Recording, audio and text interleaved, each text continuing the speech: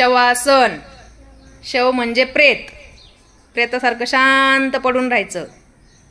यामुळं आपल्या शरीराला पूर्ण आराम मिळतो। कमी वेळामध्ये जास्तीत जास्त आराम मिळण्याचं आसन म्हणजे हे शवासन असतं। श्रमे जाते शवासनम।